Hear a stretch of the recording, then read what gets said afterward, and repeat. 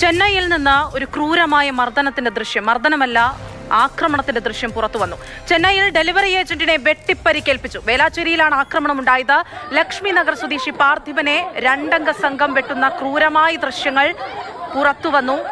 K B ശ്രീധരനാണ് വിശദാംശങ്ങളുമായി ചേരുന്നത്. ശ്രീധരൻ, ആ ദൃശ്യങ്ങൾ കണ്ടു നിൽക്കാനാകുന്നതല്ല. എന്തു കാരണത്തിലാണ് ഇത്തരം ക്രൂരമായൊരു ആക്രമണത്തിലേക്ക് നയിച്ചത്? പാർത്ഥിബന്റെ ആരോഗ്യനില എങ്ങനെയുണ്ട്?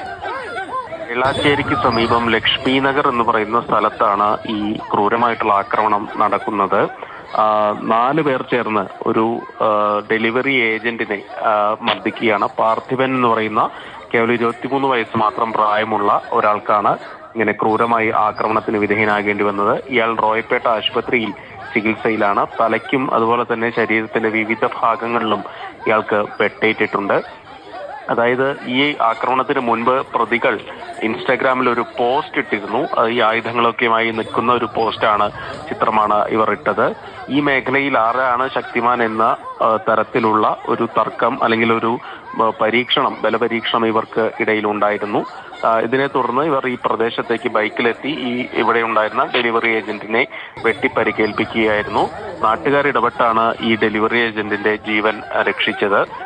അതായത് നാട്ടുകാർ കല്ലെറിഞ്ഞും വടിയെറിഞ്ഞുമൊക്കെ ഇവരെ അവിടെ നിന്ന് തുരത്തുകയായിരുന്നു. തുടർന്ന് ഈ പാർത്ഥിബനെ ആശുപത്രിയിൽ പ്രവേശിപ്പിക്കുകയാണ്. ഇയാൾ അപകടനില തരണം ചെയ്തിട്ടുണ്ടെന്നാണ് മനസ്സിലാക്കുന്നത്. ഏതായാലും ഈ സംഭവം ഉണ്ടായതിന് പിന്നാലെ, ഈ ദൃശ്യങ്ങളൊക്കെ പ്രചരിച്ചതിന് പിന്നാലെ പോലീസ് 2 സംഘങ്ങളെ നിയോഗിച്ചിട്ടുണ്ട്. ഇവർ തിരുച്ചിറപ്പള്ളിയിലേക്ക് കടന്നിട്ടുണ്ട് പ്രതികൾ എന്നുള്ളതാണ് വിവരം. ഇവരെ പിടികൂടുന്നതിന് വേണ്ടിയുള്ള ശ്രമങ്ങൾ പോലീസ് ആരംഭിച്ചിട്ടുണ്ട്. ഏതായാലും ആരൊക്കെയാണ് ആക്രമണത്തിന് പിന്നിൽ എന്നുള്ള കാര്യം പോലീസിന് വ്യക്തമായിട്ടുണ്ട്. പ്രത്യേകിച്ച് ഈ സമൂഹ മാധ്യമങ്ങളിലെ ഈ പോസ്റ്റൊക്കെ പോലീസ് കണ്ടെടുത്തിട്ടുണ്ട്. നിലവിലേതായാലും പാർത്ഥിബൻ അപകടനില തരണം ചെയ്തിട്ടുണ്ട്. മറ്റുള്ള ആളുകൾക്ക് വേണ്ടി, അതായത് പ്രതികൾക്ക് വേണ്ടിയുള്ള തിരച്ചിൽ അന്വേഷണം ഊർജിതമാക്കിയിരിക്കുകയാണ്. ശരി, കെ ബി ശ്രീധരനാണ് വിശദാംശങ്ങൾ നൽകിയത്.